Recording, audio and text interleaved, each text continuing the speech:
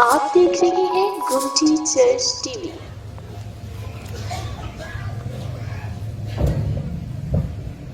خدا ان کے کلام اقدس میں سے تلاوت سنیں گے۔ نئے عہد نامے میں مقدس مرکز کی معرفت لکھا گیا انجیلی بیان، اس کا 6واں باب اور اس کی 45ویں آیت مقدسہ سے 52ویں آیت مقدسہ تک۔ نئے عہد نامے میں مقدس مرکز کی معرفت لکھا گیا انجیلی بیان، اس کا 6واں باب اور اس کی 45ویں آیت مقدسہ سے کلام اقدس میں یوں لکھا ہے، اور پھر فور اس نے اپنے شاگردوں کو مجبور کیا کہ کشتی پر بیٹھ کر اس سے پہلے اس پار بیت سیدا کو چلے جائیں جب تک وہ لوگوں کو رخصت کرے، اور ان کو رخصت کر کے پہاڑ پر دعا کرنے چلا گیا۔ اور جب شام ہوئی تو کشتی جھیل کے بیچ میں تھی اور وہ اکیلا خشکی پر تھا۔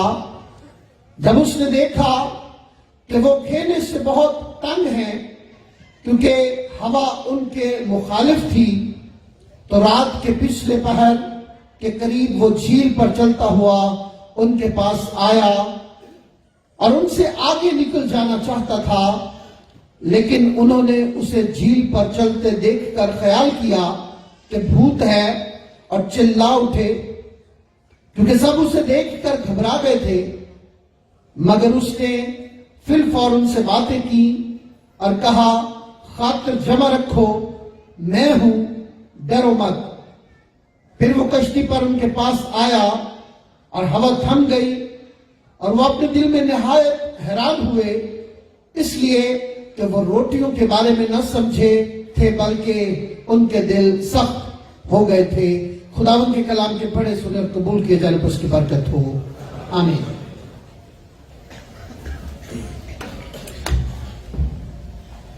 آپ سب کو نیا سال مبارک ہو۔ جو نئے سال کی عبادت میں یا جمعے کی عبادت میں نہیں آئے، آج انہیں پھر سے ہم یہ آنے والے سال کی مبارکباد پیش کرتے ہیں۔ کلیسیا کی طرف سے، سیشن اور ساری ہماری ٹیم کی طرف سے آپ کو یہ سال بہت مبارک ہو، اور یہ سال آپ کے لیے، ہمارے لیے بہت سی برکات لے کر آئے۔ کرسمس سے پہلے ہم مقدس مرکز کی معرفت لکھے گئے انجیلی بیان کا مطالعہ کر رہے تھے، اور ہم 6 باب میں اس واقعہ کو دیکھ رہے تھے، اس معجزے کو دیکھ رہے تھے جب یسوع نے 5000 لوگوں کو روٹیاں کھلائیں اور مچھلیاں کھلائیں۔ اور میں نے بتایا تھا کہ یہ لوگ 5000 نہیں تھے بلکہ لوگ 10-12 ہزار تھے، اس لیے کہ کلام میں لکھا کہ عورتوں اور بچوں کے علاوہ 5000 مرد تھے، یعنی 20 سال سے اوپر کے لوگ تھے۔ اور جب یہ معجزہ ہوا تو ہزاروں کی تعداد میں لوگ یسوع کے پاس آئے روٹی کو کھانے کے لیے۔ یسوع نے سب کو روٹی دی، اور آج کے کلام میں سے پہلی بات آپ کے سامنے رکھنا چاہتا ہوں، یسوع ہر ایک کو روٹی دیتا ہے۔ یسوع ہر ایک کو روٹی دیتا ہے۔ ذرا اس کے پاس آ کر دیکھیں، اس کی قربت میں آ کر دیکھیں، اور ان کا کیا کام ہے؟ یہ یسوع کے نزدیکی میں ہے، اور پتہ نہیں یہ کون سے لوگ ہیں، کدھر کدھر سے آئے ہیں، کس کس علاقے سے آئے ہیں، اور جو جس علاقے سے، جس شہر سے، جس گاؤں سے یسوع کے پاس آتے ہیں، جو یسوع کے پاس آ جاتے ہیں، یسوع ان کے روٹی پانی کا انتظام کر دیتا ہے۔ اور یہ نہیں بلکہ روٹی کھلانے کے بعد یسوع اکیلا وہاں پر ان کے درمیان رہنا چاہتا ہے۔ شاگردوں کو کہتا ہے کہ تم بیت صدا کو چلے جاؤ۔ بیت صدا کا مطلب ہے مچھلیوں کا گھر، ماہی گیروں کا گھر، مچھیروں کا گھر۔ بیت صدا اس کا مطلب ہے کہ جو شاگرد کشتی پر تھے وہ بڑے ماہر کاریگر تھے کشتیوں کے۔ ان میں بہت سے شاگرد ماہی گیر تھے جو مچھلیاں پکڑنا جانتے تھے، گلیل کی جھیل سے واقف تھے۔ اور یسوع نے کہتا کہ پار چلے جائیں، اور جو ماہی گیر کا گھر ہے، ماہی گیروں کا گھر ہے، یعنی بیت صدا، اس میں چلے جائیں۔ اور یسوع لوگوں کے درمیان ہے. یسوع بات میں نے سیکھی ہے کہ یسوع لوگوں میں رہنا چاہتا ہے. شاگرد شاید تھک گئے ہیں, شاگرد شاید جاگ رہے ہیں, شاگرد شاید خدمت کر کے لوگوں کی روٹیاں بانٹ کر روٹیاں دے کر تھک گئے ہیں, لیکن میرا یسوع کبھی نہیں تھکتا. 12,000 15,000 لوگ اس کے پاس ہیں اور وہ کبھی نہیں تھکتا. اور میں خدا کا شکر ادا کرتا ہوں, جب سے میں اس شہر میں آیا ہوں سب سے آخر سے اس چرچ میں جاتا ہوں. ساری دنیا جب چلی جاتی ہے, ایون ایلڈرز بھی چلے جاتے ہیں, اس کے بعد میں اپنے گھر میں جاتا ہوں. اور یہ بات میں نے یسوع سے سیکھی ہے. یہاں پر بھی یسوع 12 شاگردوں کو کہتا ہے کشتی میں بیٹھو اور چلے جاؤ, بیت صدا کو چلے جاؤ. اور یسوع لوگوں کے درمیان سکونت کرنا چاہتا ہے. وہ آئے اس لیے تھا کہ وہ لوگوں کے درمیان سکونت کرے. وہ اسی لیے آیا تھا کہ وہ لوگوں کے ساتھ محبت کرے. وہ اسی لیے آیا تھا کہ لوگوں کے ساتھ رفاقت اور شراکت کرے. وہ شاگردوں کو کہتا ہے. اب لوگ وہاں پر جمع ہیں جنہوں نے روٹیاں کھائی ہوئی ہیں. اب وہ نہیں چاہتے کہ وہ یسوع سے علیحدہ ہو. یسوع کلام مقدس میں اس بات کو بیان کیا گیا ہے کہ اس لیے کہ وہ روٹیوں کے بارے میں نہ سمجھے, اور پھر یہ کہہ کے وہ کشتی پر ان کے چلا گیا. جب گیٹ چلے گئے, وہ جب تک وہ لوگوں کو رخصت کر لے, جب تک وہ لوگوں کو رخصت کر لے. یاد رکھیں جو بات میں نے سیکھی ہے, جو یسوع کے پاس آتے ہیں یسوع کہتا ہے میں انہیں رخصت کرنا چاہتا ہوں. یسوع یہ نہیں کہتا چلے جاؤ, یسوع نے رخصت کرنا چاہتا ہے. یسوع ان کے ساتھ وقت گزارنا چاہتا ہے. یسوع ان کے ساتھ روٹی کھانا چاہتا ہے. یسوع نے شفا بھی دینا چاہتا ہے, اور یسوع بڑے باعزت طور پر انہیں رخصت کرنا چاہتا ہے. یسوع نہیں چاہتا کہ چلے جائیں, بلکہ یسوع ان کے درمیان رہنا چاہتا ہے. کچھ عرصہ کچھ وقت ان کے ساتھ گزارنا چاہتا ہے. اور کلام مقدس اس بات کو بیان کرتا ہے کہ لوگوں کو پیٹ بھر کے کھانا ملا تھا. اور پتہ نہیں خدا کا روح بڑے زور کے ساتھ آج کام کر رہا ہے. ایڈر صاحب دعائی وہ کر رہے ہیں جو میں نے کلام سنانا تھا. خدا کا روح کام کر رہا ہے کہ اکثر ہم جب دعا کرتے ہیں تو خدا کا روح سب میں کام کر رہا ہوتا ہے. اور سب کلام مقدس سے لکھا ہے کہ ان کے پیٹ بھر گئے. جب وہ شام ہوئی ان کے پیٹ بھر گئے, روٹیاں راجی کے کہیں. اور یاد رکھیں آج کے کلام میں سے اگلی بات میں بتانا چاہتا ہوں, یسوع راجی کے روٹیاں دیتا ہے, کبھی کسی کو بھوکا نہیں چھوڑتا. جو یسوع کے پاس آتے ہیں جو پہلی ضرورت وہ پوری کرتا ہے وہ روٹیاں دیتا ہے. تو میری عبادت کرنا تب میں تمہارے روٹی اور پانی کو برکت دوں گا. شفا بعد میں آتی ہے. پہلے انسان کی ضرورت روٹی ہے, پہلے انسان کی ضرورت بوٹی ہے. اور یاد رکھیں یسوع روٹی اور بوٹی دیتا ہے. جو اس کے پاس آتا ہے وہ انہیں روٹی اور بوٹیاں دیتا ہے. یہاں پر لکھا کہ ان پیٹ بھر کر انہوں نے کھا لیا, ان کے پیٹ بھر گئے. اور یسوع کبھی تھوڑیاں نہیں دیتا. مجھے واقعہ میں اکثر بیان کرتا ہوں, میں نے میری زندگی میں اس واقعہ نے بڑا کام کیا. آج بھی وہ خاندان کچھ لوگ یہاں پر موجود ہوں گے کہ انہوں نے کہا کہ پنسا وسیع کبھی گرجا نہیں سکھائے, ہم گرجا نہیں جاتے تھے. دسمبر سے ہم نے اس گرجے میں آ کر دعا کرنا شروع کی ہے. وجہ یہ ہوئی تھی کہ ہماری ماں رات کو شام کو روٹی مانگ رہی تھی کہ بچوں مجھے روٹی دو, مجھے بھوک لگی ہوئی ہے. اور ہمارے گھر میں کوئی روٹی کوئی کھانے کی چیز نہیں تھی, ایون کہ چولہا جلانے کے لیے لکڑیاں بھی نہیں تھی, کچھ نہیں تھا ہمارے گھر میں. ہماری ماں روٹی مانگتی مانگتی بھوکی سو گئی. اور صبح جب ہم نے ماں کو جگانے کی کوشش کی تو ماں مری پڑی تھی, ماں بھوک سے مر گئی. لیکن وہ کہتے ہیں کہ جب سے ہم نے گرجے میں آ کر دعا کرنا شروع کیا اس دن کے بعد کبھی رات کو ہم بھوکے نہیں سوئے. ہمارے گھر میں روٹیاں ہوتی ہیں, ہمارے گھر میں روٹیاں ہم کھاتے ہیں, راجی کے کھاتے ہیں. اس دن کے بعد سے ہمارے حالات بدل گئے. اس دن کے بعد سے ہمارے گھر میں کبھی روٹی پانی کی کمی نہیں آئی.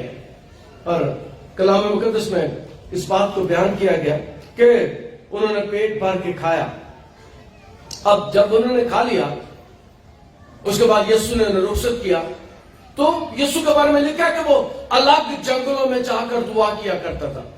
آج کے کلام میں تیسری بات آپ کے سامنے رکھنا چاہتا ہوں کہ کلیسیا میں بھی دعا کرنی چاہیے، لوگوں میں بھی دعا کرنی چاہیے، ہمیں ایک دوسرے کے ساتھ مل کر بھی دعا کرنی چاہیے۔ جہاں 2 یا 3 میرے نام سے جمع ہوں گے میں ان کے بیچ میں ہوں، لیکن یسوع ہمیں سکھاتا ہے کہ کبھی کبھی علیحدہ بھی دعا کرنی چاہیے، اکیلے بھی۔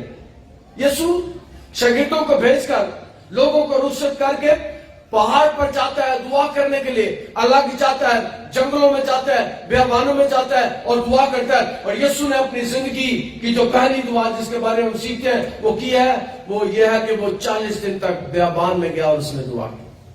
یسوع کی زندگی سے ہم سیکھتے ہیں کہ کبھی کبھی وہ اکیلا بھی الگ جنگلوں میں جا کر دعا کیا کرتا تھا۔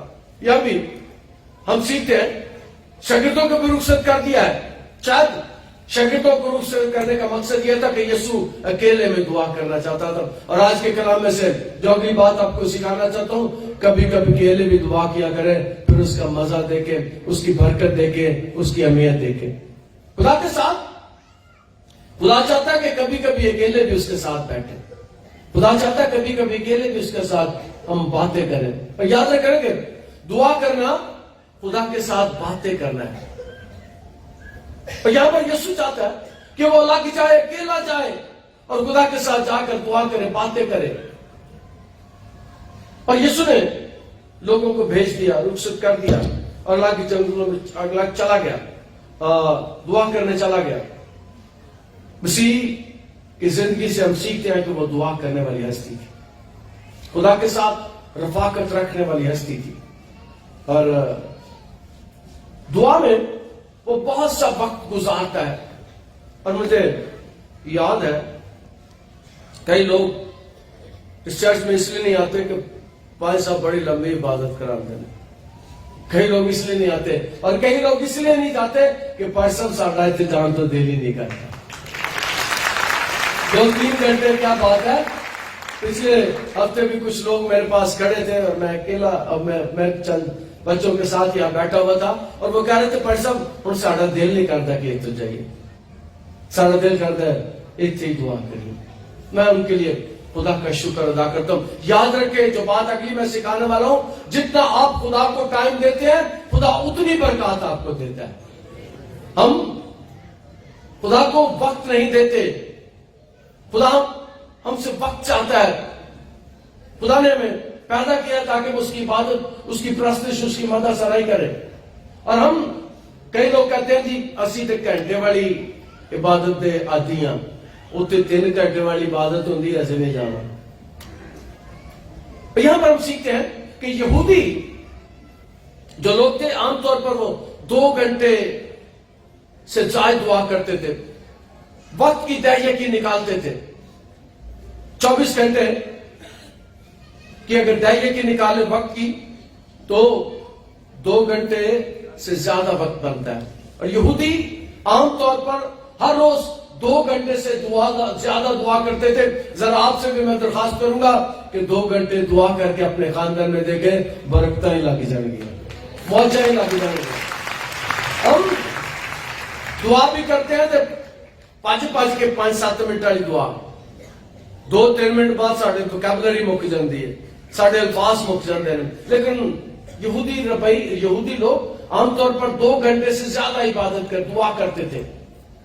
اور یسوع بھی اپنی زندگی میں دعائیا شخصیت ہے، وقت خدا کے ساتھ گزارنا چاہتا ہے، وقت خدا کے ساتھ گزارتا ہے۔ اور یہاں پر اس بات کو ہم سیکھتے ہیں کہ وہ اکیلا دعا کرنے میں چلا گیا، اور جب وہ اکیلا دعا کرنے گیا تو ہمیں درس دیتا ہے کہ ہم بھی دعا کیا کریں۔ یسوع اس کا عادی تھا، اس دعا کرنے کا عادی تھا، وہ دعا میں وقت گزارتا تھا۔ اب جب وہ دعا کر رہا ہے اور جب شام ہوئی تو کشتی جھیل کے بیچ میں تھی اور وہ اکیلا خشکی پر تھا۔ یہاں پر لکھا ہے جب شام ہوئی، جب اس نے دیکھا کہ وہ کھیلنے سے بہت تنگ ہے کیونکہ ہوا ان کے مخالف تھی، تو رات کے پچھلے پہر کے قریب وہ جھیل پر چلتا ہوا ان کے پاس آیا اور ان سے کہا ان سے آگے نکل جانا چاہتا تھا۔ اب پہلی بات جو غور کرنے والی، جب شام ہوئی، اس کا مطلب ہے یسوع شام کو دعا میں بیٹھا. شام کو شاگردوں کو رخصت کر کے، لوگوں کو رخصت کر کے بیت صدا کی طرف انہیں کہا چلے جاؤ. کشتی جھیل میں چلی گئی اور یسوع دعا کرنے کے لیے شام کو بیٹھ گیا. اور جب یسوع ان کے پاس جاتا ہے تو یہ شام کا وقت نہیں ہے بلکہ صبح کا وقت ہے. یہ صبح 3 سے 6 بجے کے درمیان کا وقت ہے. اس کا مطلب ہے کئی گھنٹے یسوع نے دعا کرنے میں گزارے، کئی گھنٹے خدا کے ساتھ باتیں کرنے میں گزارے، کئی گھنٹے اس کی رفاقت میں گزارے. اور یہاں پر اس بات کو بیان کیا گیا ہے، جب اس نے دیکھا کہ کسی نے بہت تنگ ہے اور ان کو مخالف تھی، رات کو پچھلے پہر تیرے رب نو نیندر بھی نہ آوے. یسوع کو لگتا یوں ہے کہ سونے کا کوئی شوق نہیں ہے اتنا.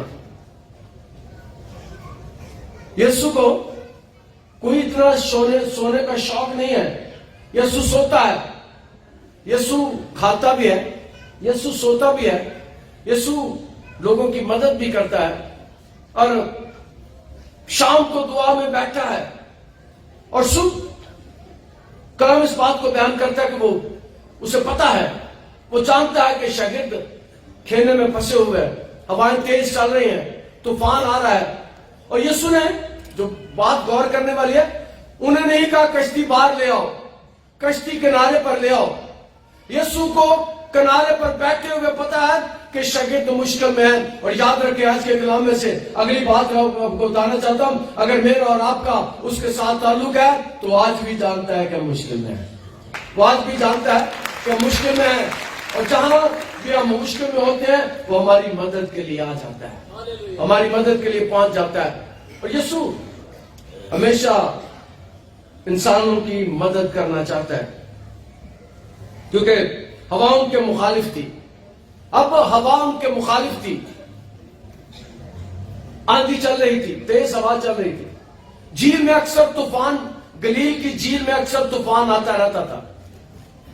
اور اس طوفان میں یاد رکھیں کہ کشتی طوفان میں ہے اور یسوع طوفان میں ہی پانی پر چل پڑا ہے. اور میرے یسوع کے آگے طوفان کوئی چیز نہیں، کوئی اہمیت نہیں رکھتے.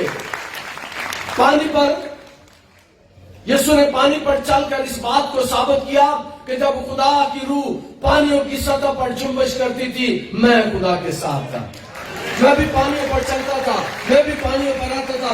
جب خدا نے پانی کو کہا کہ پانی الگ ہو جائے اور خشکی الگ ہو جائے، اس سے پہلے خدا کی روح پانیوں پر جنبش کرتی تھی. اور یسوع نے دنیا کو یہ پیغام دے دیا کہ میں تب بھی خدا کے ساتھ تھا اور میں آج بھی خدا کے ساتھ ہوں اور آپ کے ساتھ بھی ہوں. اس کا روح پانی کی سطح پر جنبش کرتا تھا. اور یسوع، میں بتانا چاہتا ہوں اگلی بات کہ میرے یسوع کے پاؤں کے نیچے پانی بھی پتھر بن جاتا ہے. میرے یسوع کو پانی بھی اپنے اوپر اٹھا لیتا ہے. یہاں پر لکھا ہے کلام مقدس میں اس بات کو بیان کیا گیا، کشتی ہوا میں پھنس گئی، ہوا مخالف ہے، کشتی پھنسی ہوئی ہے.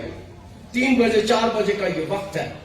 اور جو اگلی بات ہے وہ یہ ہے کہ شاگردوں نے اس سے پہلے دیکھا ہے کہ یہ 15-12 ہزار لوگوں کو روٹی دے سکتا ہے. بڑا معجزہ انہوں نے دیکھا ہے. ایسا انہوں نے کبھی زندگی میں پہلے نہیں دیکھا ہوگا کہ اتنے بندے راجی کو روٹیاں کھا رہے ہیں. اور ابھی تک وہ یسوع کو سمجھے نہیں، ابھی تک وہ یسوع کو جانے نہیں، ابھی تک یسوع کی قدرت سے واقف نہیں ہے اور پانی میں پھنس گئے. یاد رکھیں جو بات بڑی مزیدار ہے، یسوع کی قدرت کو، قوت کو جانتے نہیں اور پانی میں پھنس گئے. اور جو آج بھی یسوع کی قوت اور قدرت کو نہیں جانتے وہ اکثر پھنس جاتے ہیں.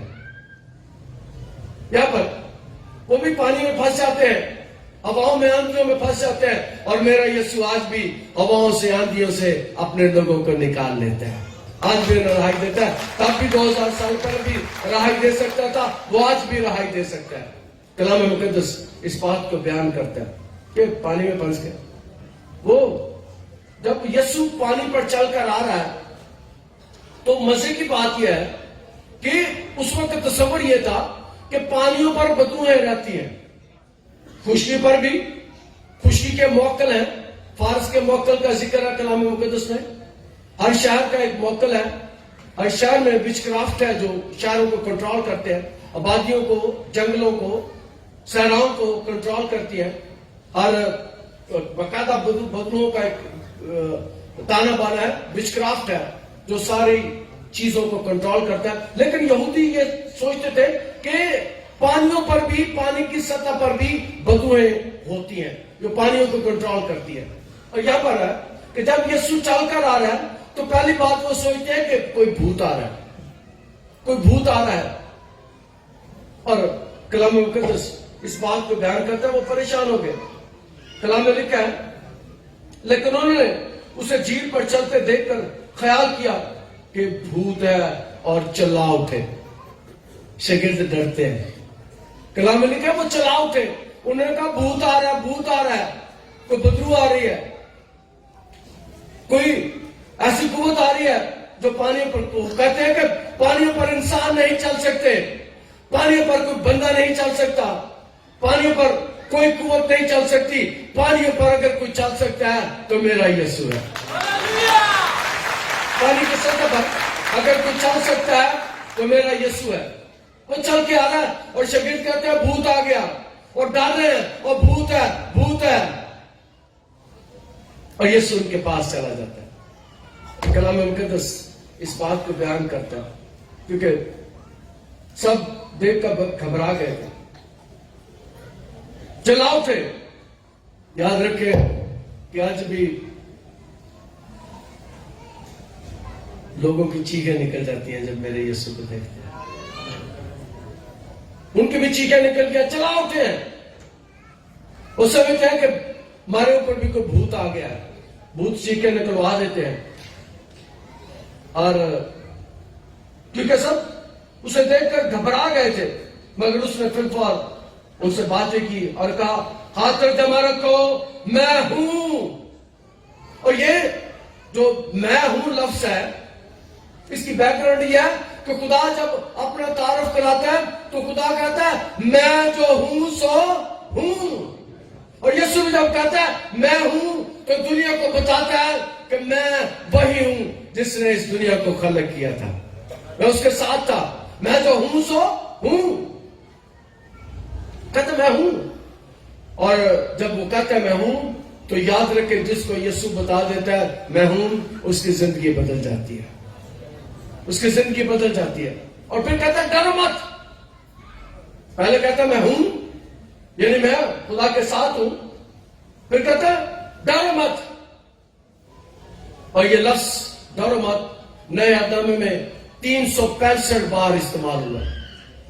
یہ لفظ ڈر مت، خوف مت کا 365 بار استعمال ہوا ہے. اور سال کے 365 دن ہوتے ہیں. ہر دن کے لیے آپ کے لیے اور آپ کے لیے پیغام ہے کہ ڈر مت اور خوف مت کا، میں تیرے ساتھ ہوں. ڈر مت، میں تمہارے ساتھ ہوں. خوف مت کا، میں تمہارے ساتھ ہوں. یسوع شاگردوں کو اور مجھے اور آپ کا پیغام دیتا ہے کہ میں تمہارے ساتھ ہوں. ڈرنے کی ضرورت نہیں ہے، خوف کھانے کی ضرورت نہیں ہے. ڈر مت، میں تمہارے ساتھ ہوں. شاگرد پریشان ہے. یسوع ان سے باتیں کرتا ہے. پھر وہ کشتی پر ان کے پاس آیا اور ہوا تھم گئی. وہ ان کے پاس ہی آیا تو ہوا تھم گئی ہے. یسوع طوفانوں کو تھما سکتا ہے. یسوع ہواؤں کو تھما سکتا ہے. یسوع پانیوں کو تھما سکتا ہے. یسوع طوفانوں کو حکم دیتے ہیں اور طوفان رک جاتے ہیں. یہاں پر کلام اس بات کو بیان کرتا ہے. اور وہ اپنے دل میں نہایت حیران ہوئے. وہ کہتا ہے وہ اپنے دل میں بڑے حیران ہوئے. منہ بند ہے، بول نہیں سکتے، حیرانی میں، پریشانی میں. اور یاد رکھیں کہ آج بھی یسوع کے کام دیکھ کر لوگ حیران ہو سکتے ہیں. وہ آج بھی حیران کر دیتا ہے. وہ آج بھی حیران کرنے کی طاقت اور قوت رکھتا ہے. اور لوگ یہ بات کا اظہار کرتے ہیں، کہتے ہیں وہ پادری امرت بڑا بڑا جادوگر ہے. یاد رکھیں میں بڑا جادوگر نہیں ہوں، لیکن میرا یسوع بہت ہی بڑا ہے جس پر میں مان رکھتا ہوں، जिस पर हम ईमान रखते हैं, तब भी वो समझते थे भूत है। और आज भी कई लोग समझते हैं कि मोइसे सिर्फ भूत कर सकते हैं, मोइसे सिर्फ जादूगर कर सकते हैं, और उनका ईमान यीशु पर नहीं है। उन्हें यीशु पर ईमान रखने की जरूरत है। बड़े बड़े काम जो करता, शुक्र करो तुसी, बड़े बड़े काम करता है। लोग मुझे कहते हैं निटाइया की तरह, और यीशु पर भी यही इल्जाम लगता था।